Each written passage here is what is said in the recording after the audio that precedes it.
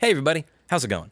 I spend a lot of time talking about right to repair on this channel. The whole concept behind right to repair is the idea that you should be able to repair the items that you purchase, not lease them from a manufacturer that is looking to make them more difficult to repair or more inconvenient to repair, so that you either have to pay them for the fix or it encourages you to buy a new one. And one of the areas that I've covered over the past few months is this question on the Massachusetts ballot, question 1, right to repair law vehicle data access requirement initiative. The long story short of this, and again, when it comes to like MacBook and Apple and computer right to repair, I can speak well. When it comes to mechanic stuff, ask a mechanic. There'll probably be a bunch in the comments that correct me. This is not my field. But the whole idea is that the right to repair law that passed around 2012 was with regards to those scan tools and stuff that you could plug into the car. It gives you codes, all that, and then your independent mechanic can go ahead and fix the car. A lot of that is going to be moving in the direction of wireless, and there is a loophole in the 2012 measure that doesn't cover wireless. So if the cars start to go wireless with this, then the independent mechanics may be locked out again, and this question seeks to close that loophole in the 2012 initiative. It is a step forward with regards to right to repair. And as you can see here, it was voted overwhelmingly in favor of right to repair. 74.92% of the vote were in favor of right to repair. 25.08% were voted no on it. And this is with a lot of very, very well-funded opposition. You can see that a lot of companies poured a lot of money into getting people to vote no on this. You had General Motors, Toyota, Ford, Honda, Nissan.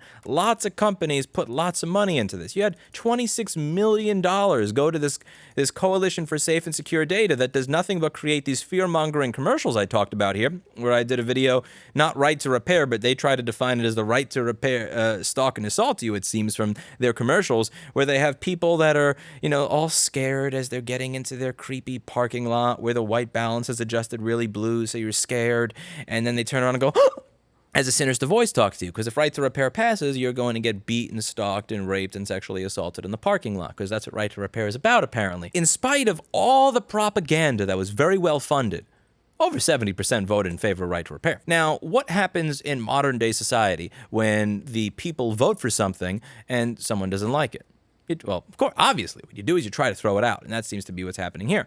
Auto Group sues to block Massachusetts' right to repair ballot. A group representing General Motors, the company you bailed out your tax dollars 12 years ago, Toyota Motor Corp, Volkswagen, and other major automakers filed suit Friday to block a Massachusetts state ballot initiative that seeks to expand consumer access to vehicle data. Earlier this month, voters in Massachusetts overwhelmingly approved an initiative to revise the state's 2013 right to repair law that would require automakers to grant access to third-party repair shops with greater access to vehicle computer systems. The Alliance for Automotive Innovation. When they have innovation in the title, you know it's usually bullshit. The trade group said if the law takes effect, years of manufacturers' work and billions of dollars as investment to protect and secure vehicle data will effectively be obliterated. There are a lot of good comments on this, by the way, where they're saying that the arguments regarding security are absolute just garbage here. If this passing means that your car is going to be less secure, your car wasn't secure to begin with. This is seemingly part of a growing trend, which is, let's just not listen to people that vote. Like, let's try to keep people from having these items on a ballot, because if people actually get to vote on issues rather than deal with politicians as proxies, they may actually vote in their interests. And it's really just part of a growing trend of just a middle finger to democracy anytime it doesn't go the way certain people want it to go. So this happened recently in South Dakota as well. So in South Dakota, I don't want to shit on South Dakota. I was actually rooting for South Dakota throughout a lot of the COVID pandemic. I wanted them to handle it well. I wanted things to go well for them because I wanted there to be some level of reward for treating your citizens with respect and for not going full dictator on them. So here we have Cuomo calling essential, non-essential left and right, saying crap to the police because they say we're not going to peek in people's windows to see if they have 10 or 11 people at Thanksgiving. And he's giving them crap for this.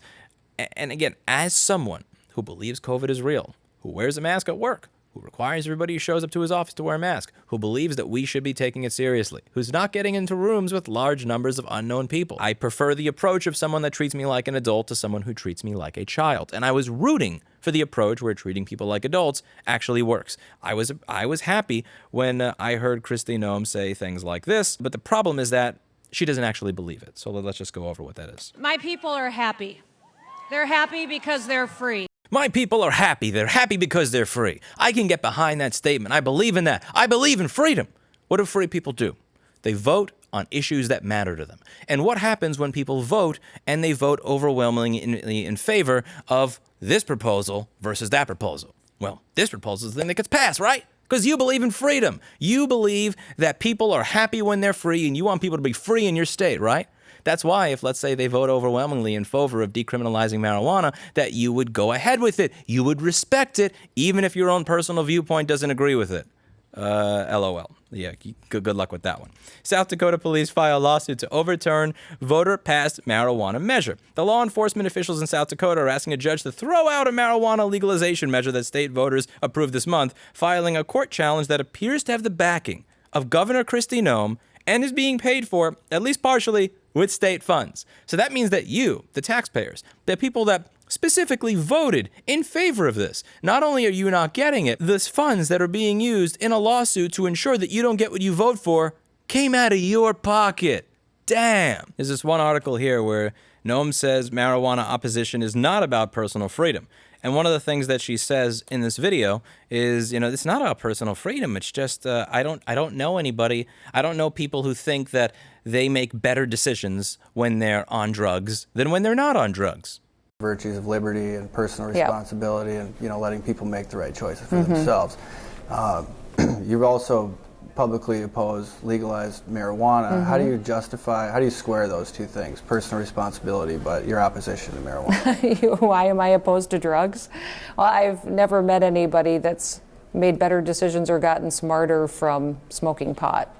So, and there are consequences to people that are smoking marijuana, especially recreationally, that we're seeing in other states that has increased costs on taxpayers and on families. I ran for governor telling people that I wanted to build stronger families, create more opportunities for our kids, and I just don't see smoking pot as the gateway to helping people be better.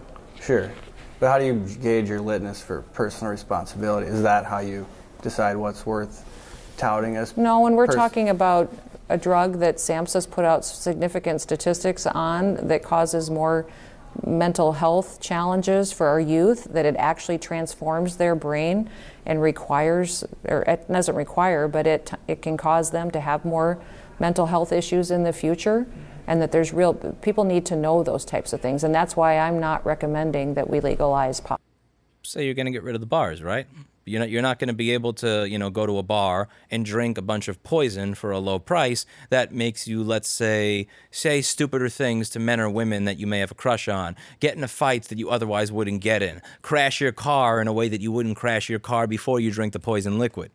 No, of course not. Of course not, because we don't have any sort of ideological consistency or integrity. It's just, and one of the things she said is, I want to be able to keep government small. I want to be able to keep, I don't like the fact that government is going to get bigger as a result of legalizing marijuana.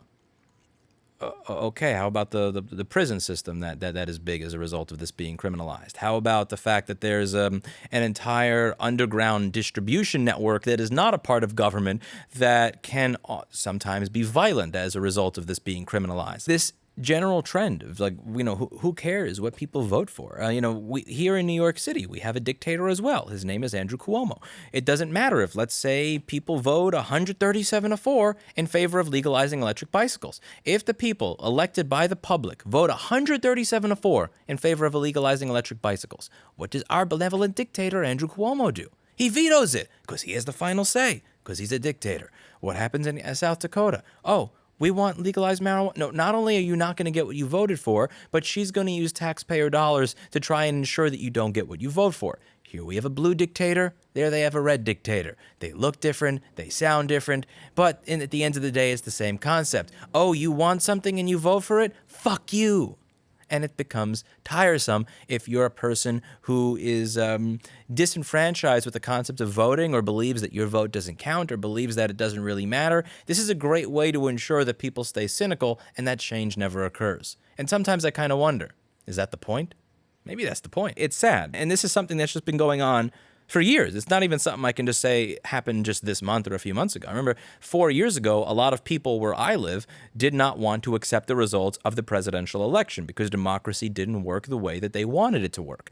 And Then 4 years later, it just flipped to the other side, where the other side doesn't want to accept the results of democracy because it didn't go the way that they wanted it to go. And you know, at the very least 4 years ago, they tried to, you know, dress it up and intellectualize it a little bit and explain why they thought it wasn't legitimate. Whereas now it's just like, no, oh yes, 5 or 6 million more votes for that person. No, all fake, all fake. Times 4 years ago, they were putting a bow tie on that shit when they were talking about how the election wasn't legitimate in Russia and all this other stuff, you know. A bow tie, some makeup, a hairdo. You know, what's happening now is just, it's just hysterical. Oh, yeah, no, that didn't happen. I find it so funny. It's like, why were they putting boards up on the polling places? I don't know, for the same reason people in...